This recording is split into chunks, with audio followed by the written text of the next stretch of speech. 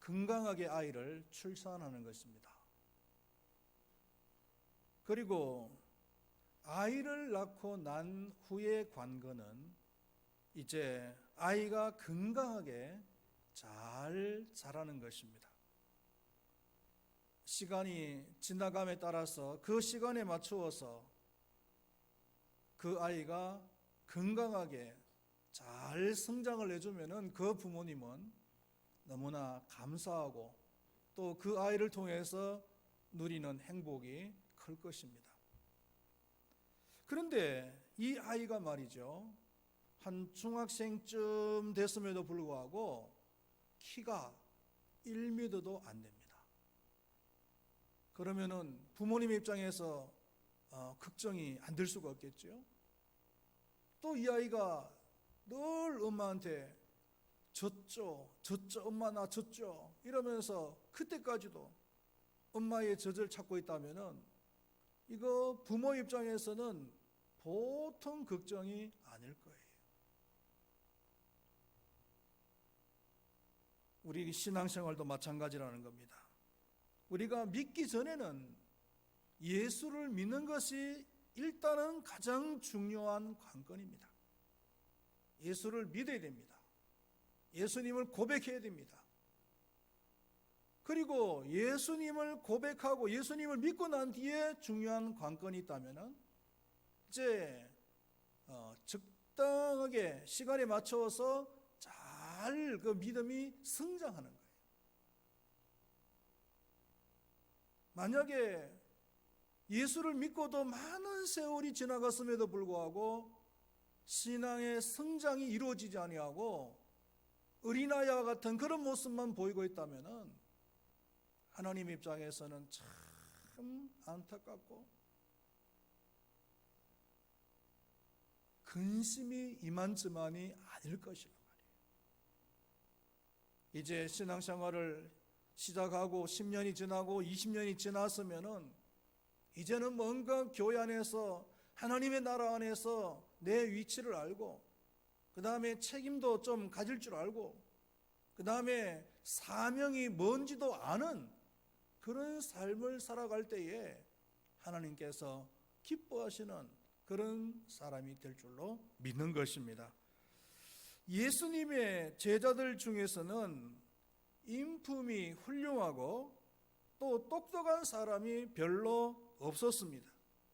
대부분의 그 예수님의 제자들은 성격을 보면은 급하고 아니면은 비겁하고 아니면은 약간씩의 그런 인격 장애들을 다 나타내는 그런 사람이었다는 것을 우리는 알게 됩니다. 그 중에서 오늘은 이 빌립이라고 하는 사람, 그동안에 베드로를 살펴봤고 또 안드레도 살펴봤고 야곱과 요한을 살펴봤는데 이 네 사람은 12명의 제자들 가운데서 퍼스트 클래스, 첫 번째 그룹에 속하는 사람들이었습니다. 이제 두 번째 그룹 중에서 제일 먼저 나오는 이 빌립이라고 하는 사람을 우리가 오늘 한번 살펴보기를 원하는데요.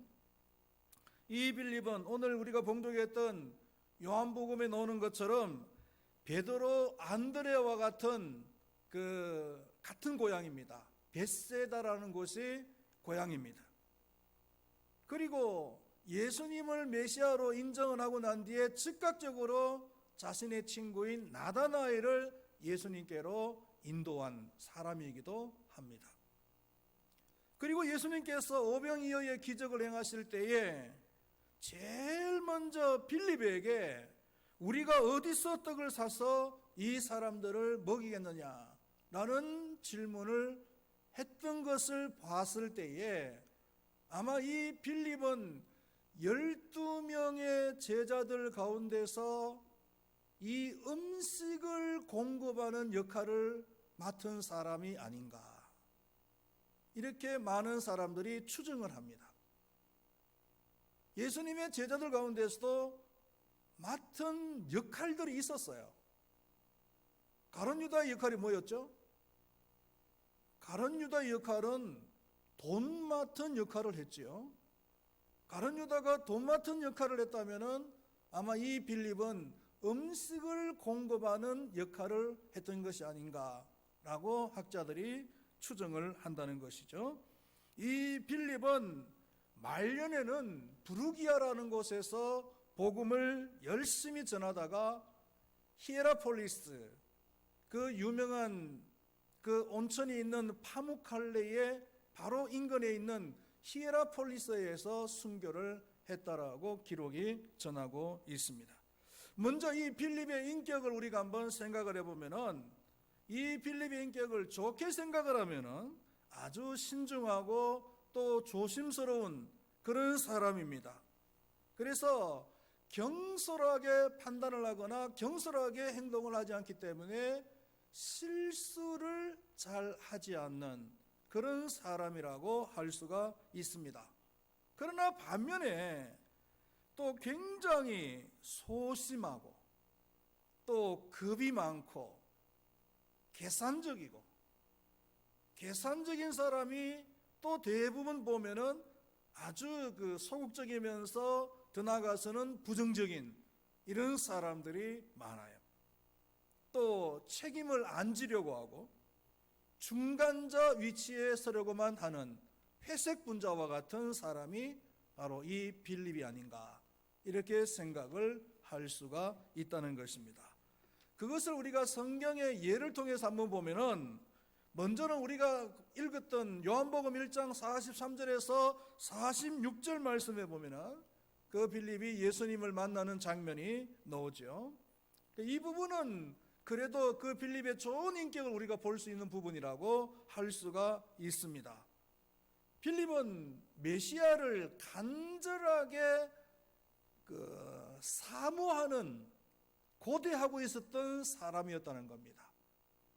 그 근거는 율법입니다. 하나님의 말씀이에요. 하나님의 말씀을 열심히 탐구하면서 그 구약 성경에 율법에 기록되어진 그 메시아가 언제 오려나 라면서 고대를 하고 있었다는 거죠. 그 나다나엘을 예수님께로 소개할 때 보면은 어떻게 소개를 하고 있느냐면은, 모세가 율법에 기록하였고 여러 선지자가 기록한 그 일을 우리가 만났으니 요셉의 아들 나사렛 예수시니라. 나사렛 예수가 메시아라는 것을 소개하면서 어떻게 소개하느냐 하면은, 모세 율법에 기록했고 선지자들이 말했던 그 메시아다, 이렇게 소개를 하고 있다는 거죠. 말씀에 근거해서 메시아를 기다리고 있었고, 말씀에 근거하여 예수가 메시아라는 것을 확인했다는 거예요. 이게 왜 중요한 사실이냐면은, 그 당시에 많은 사람들이 자신이 메시아라고 했다.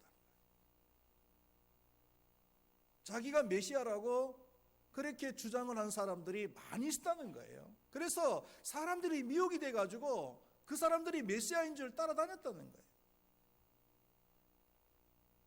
오늘날도 마찬가지입니다, 여러분. 전도간의 박동선이나 아니면은 통일교회 누굽니까? 문선명이나 아니면은 또 신천지의 이만이나 이런 사람들이 자신이 메시아라고 주장을 하는 거예요. 그런데 사람들이 바보같이 진짜 메시아인 줄 알고 추종을 하는 거예요.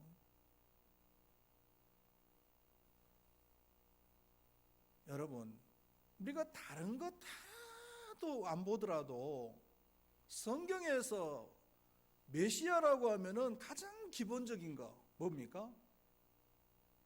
메시아는 여자의 후손으로, 남자의 몸을 빌지 않고 여자의 몸으로, 동정녀의 몸으로, 처녀의 몸에서 날 것이라고 예언이 되어져 있다는 거예요. 박동선이가, 문선명이가, 이만희가 처녀의 몸에서 태어났습니까?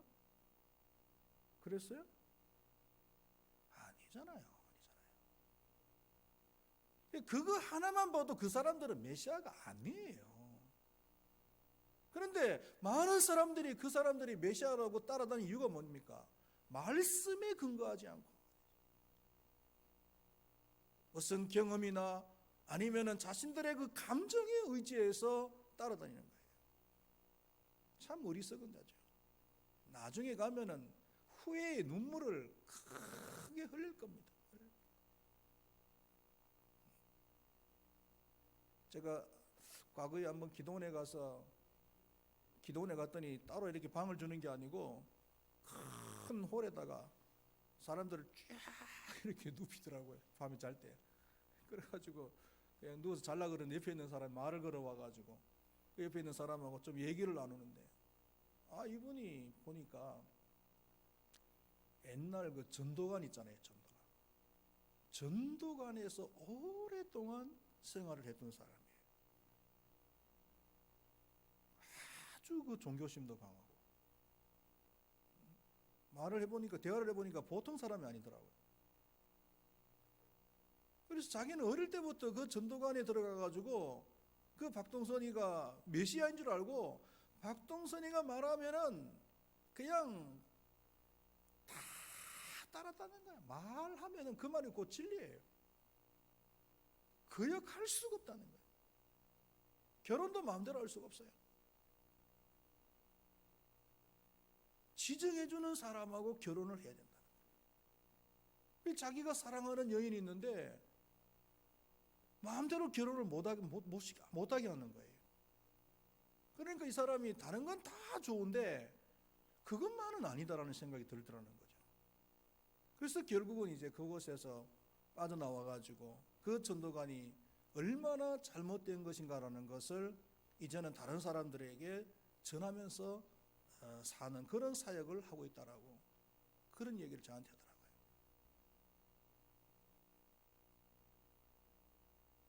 자기 일생을 그 전도관에서 다 바친 거예요,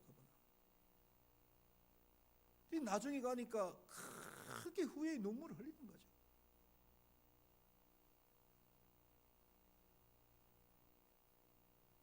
많은 사람들이 신앙생활 하면서 뭐 기도 응답 받았다, 은혜 체험했다라고 얘기하는데 보면은 그게 말씀에 근거가 있는 기도 응답이라 해야 되고 은혜라 해야 되는데 자기 생각에 자기 감정에 기도 응답이라 생각하고 은혜 받았다라고 생각하는 거죠.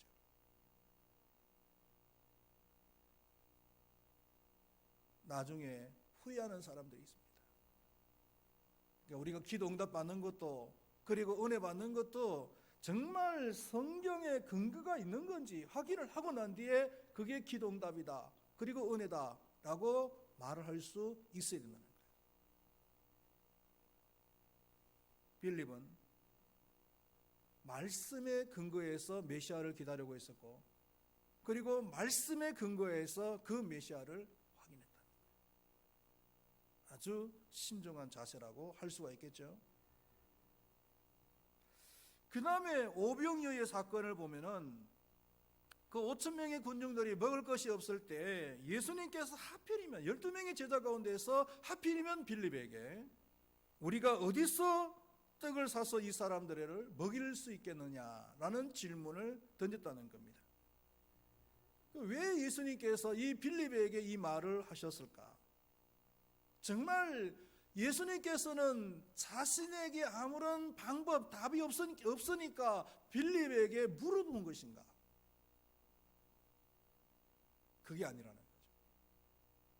예수님께서 빌립에게 이런 질문을 던진 것은 빌립의 그 믿음을 시험해 보시기 위함이었다. 빌립은 예수님의 이런 의도를 알지 못했어요. 그래서 대답하기를 각 사람으로 조금씩 받게 할지라도 200데나리온의 떡이 부족하리라. 아주 계산적인 또 그 대답 속에는 아주 부정적인 의미가 들어있는 지금 우리한테 무슨 200데나리온의 돈이 있습니까? 라고 하는 그런 대답이 아니겠어요? 이 대답 하나만 가지고 봤을 때도 빌립은 첫 번째로 아주 계산적인 사람, 합리적인 사람이다. 우리가 신앙생활하면서 때로는 합리적인 사고도 필요합니다. 계산적인 그런 방식도 필요해요. 그러나 신앙이라는 것이 언제까지나 합리적인 계산만 하면서 할 수는 없다는 거죠. 때로는 이 신앙이라는 것은 초계산적입니다. 모험적이라 해야 됩니다. 계산에 안 맞더라도, 합리적이지 않더라도 때로는 주님께서 우리에게 순종을 원하시면 우리는 순종을 해야 되는 것이, 그게 바로 믿음인 줄로 믿습니다. 늘 계산만 하고 합리적인 생각만 하고 있는 사람들은요, 하나님의 그 기적을 경험할 수가 없어요.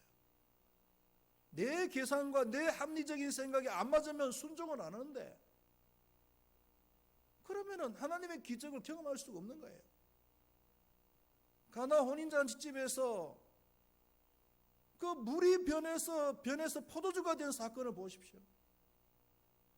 예수님께서 종들에게 시키는 거예요. 그 물통에다가 물을 부어라. 그리고 그 물을 떠나가지고 손님들에게 갖다 주어라. 이거 하나도 합리적이지 않습니다. 만약에 종들이 생각했을 때 이건 비합리적이다 생각하고 순종을 안 했으면은 물이 변해서 포도주가 되는 그런 기적은 일어나지를 않은 거예요. 그러나 종들은 자기들의 생각에 안 맞았지만, 자기 그런 생각, 계산에 안 맞았지만, 그럼에도 불구하고 예수님께서 말씀하시니까 순종했어요. 그랬더니 놀라운 기적의 역사가 일어난 거예요. 할렐루야. 신앙생활 하면서도 합리적인 생각을 가진 사람들은 몸이 아프면은 당연히 약을 먹어야 되고 또 병원에 가야 된다라고 생각만 하지요. 그런데 우리가 몸이 아플 때 약을 안 먹고도, 그리고 병원에 안 가도 치료될 수 있는, 나을 수 있는 방법이 있어요. 믿습니까, 여러분들? 믿습니까? 안 믿으세요? 안 믿으신가 보죠.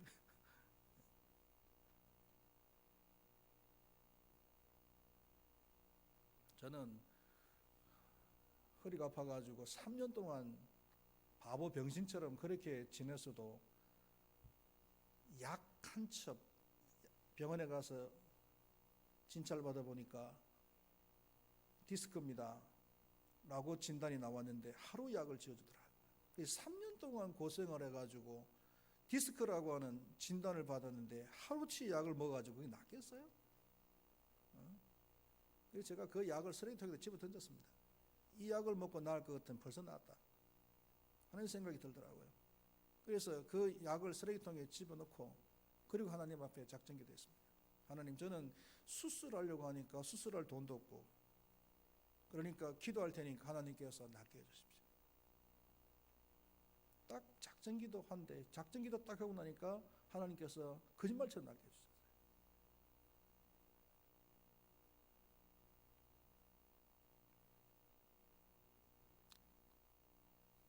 때로는 믿음의 세계 안에서 이런 역사도 일어난다는 겁니다.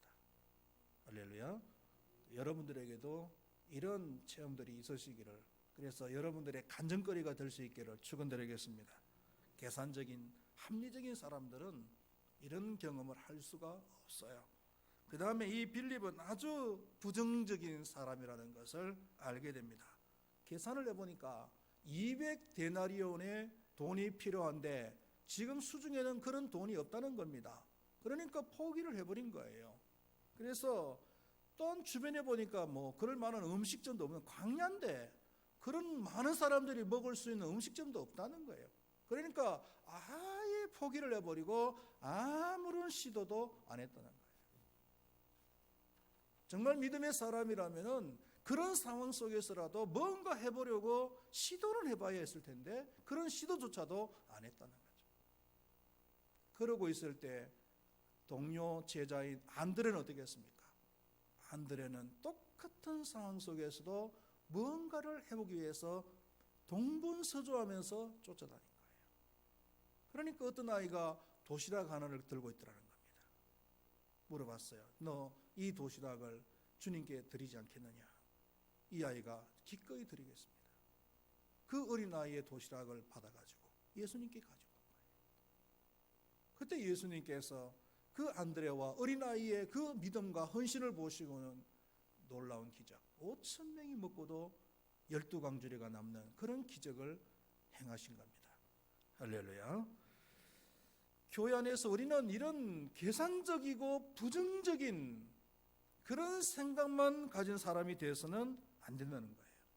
말을 해도 꼭 부정적인 이런 말을 하는 사람이 있어요. 이런 생각, 이런 어떤 사고가 바뀌어지지 않으면은 신앙생활을 정상적으로 할 수가 없고 신앙생활을 성공적으로 할 수가 없다는 거예요.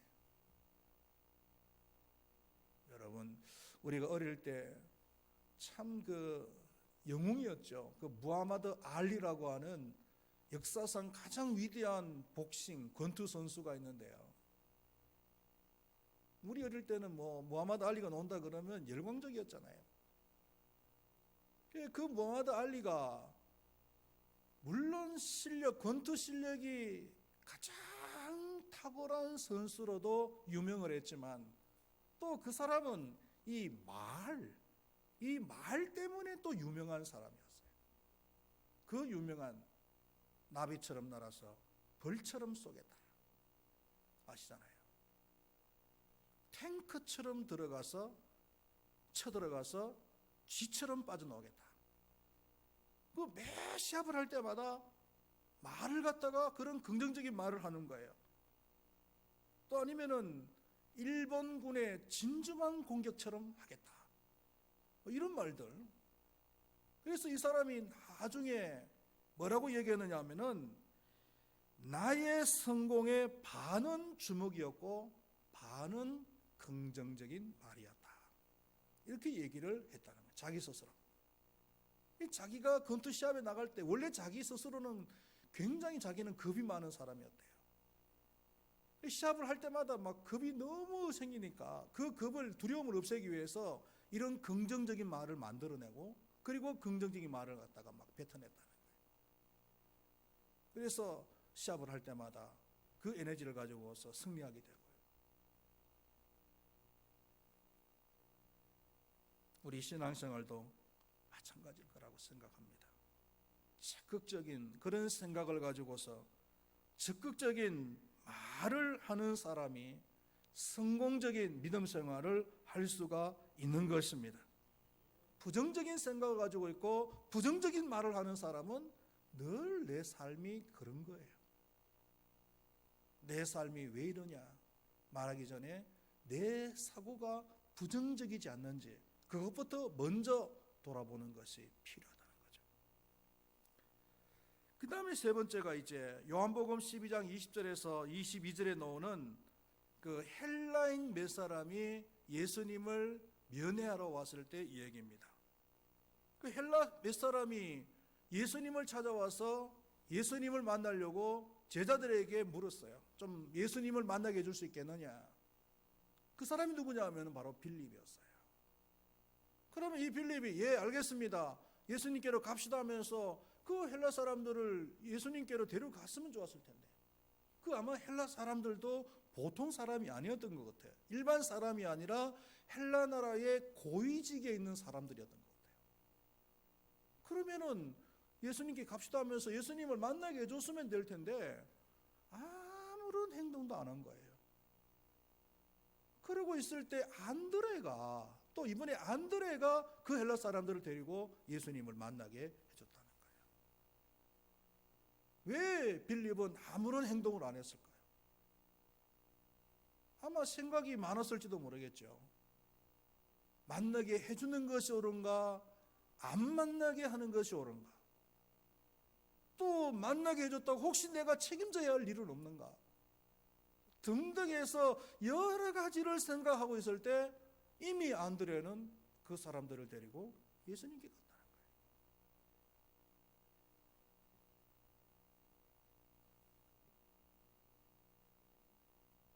맡은 자에게 구할 것은 충성이다라는 말이 있잖아요. 이 충성이라고 하는 말이요, 어느 날 저는 이 말씀을 묵상하고 있는데 그 문자적인 의미는 없어요. 문자적인 의미는 그런 의미가 없는데 어느 날 이 충성이라는 말이 제게 책임이라고 하는 말로 다가오더라고요. 맡은 자에게 구할 것은 책임이니라. 우리가 이 사회에서는 아니면 교회 안에서 직분을 받거나 어떤 책임을 맡았을 때 그렇다면 책임을 가지고서 그 일을 해야죠. 아무런 책임이 없이 그 일을 한다면 그 사람은 무책임한 사람이에요.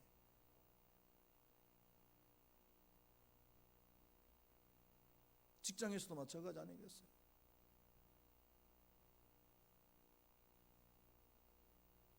말만 하고 책임은 안 지려고 하는 그런 사람이 있다면 교회 안에서 비겁한 사람이죠. 직분을 받으려고만 하지 직분을 받고 난 뒤에 책임은 안 지려고 한다면 참 비겁한 사람이죠.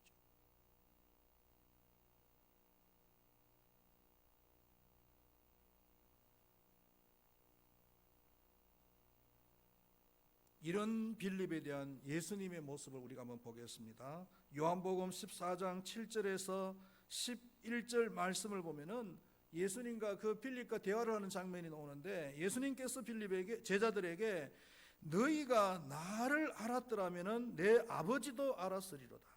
이제부터는 너희가 그를 알았고 또 보았느니라. 이게 무슨 이야기입니까? 내가 곧 아버지 하나님이시다. 그러니까 나를 본 자는 곧 아버지를 본 자다, 이 뜻이에요. 그러면은 어떻겠습니까? 그 얘기를 들었으면 아멘 하면 얼마나 좋아요. 그런데 이 빌립이라는 사람이 뭐라고 얘기하냐면은 주여 아버지를 보여주십시오, 이렇게 얘기하는 거예요. 당신의 말을 100% 믿을 수가 없으니까 아버지를 보여주십시오, 이렇게 나오는 거예요. 그러니 참 답답한 노릇이죠. 그냥 아멘 했으면 좋았을 텐데. 그러니까 이 빌립은 예수님이 메시아라는 사실을 알고 믿기는 했지만 거기에서 더 믿음이 나아가지를 못하는 거예요. 더 성장해 나아가지를 못하는 거예요. 더 적극적으로 나아가지를 않는 거예요.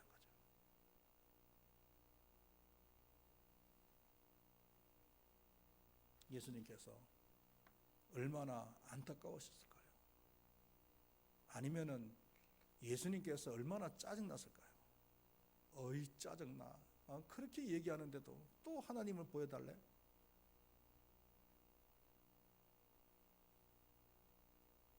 그냥 이 정도 했으면 그냥 아멘 하면 얼마나 좋겠어요.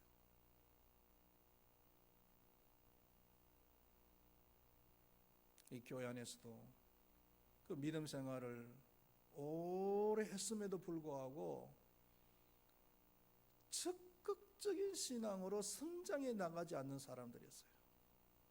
참 안타까워요.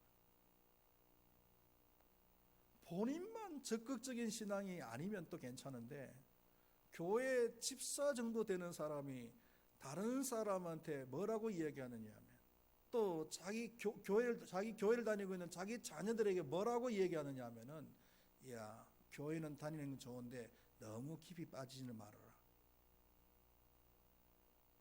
누가요? 교회 집사가.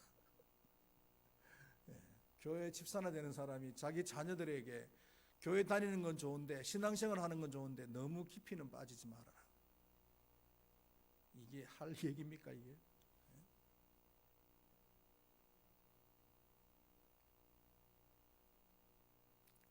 안타까운 사실이죠.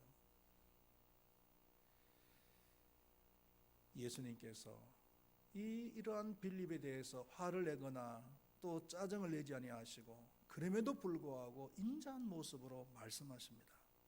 빌립아, 내가 이렇게 너희와 함께 있으되 네가 나를 알지 못하느냐? 나를 본 자는 아버지를 본 자니다. 이렇게 부드럽게 말씀을 해주십니다. 기다려주시고 또 기다려주셔요.